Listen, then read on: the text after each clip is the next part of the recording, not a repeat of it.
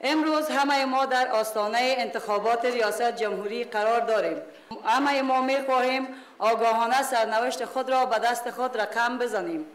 پس بر ماست تا از این فرصت طلایی با دقت کامل استفاده اعظمی نموده و برای کاندیدی رای بدهیم که دارای اهلیت، شخصیت و مدیریت عالی در بین تمام کاندیدها باشد.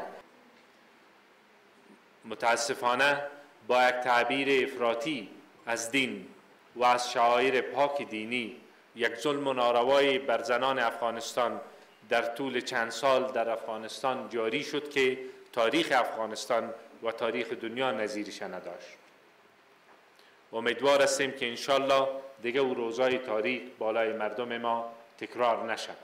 در 7 سال گذشته ادعای خدمت به زنان و خدمت به حقوق زن همیشه صورت می گرفته، اما متاسفانه بیشترین ادعاها در حد شعار بوده و در عمل آنچه که زن افغان، زن مسلمان افغان ضرورت داشته و نیاز جامعه ما بوده و نیاز مردم ما بوده به او توجه صورت نگرفته.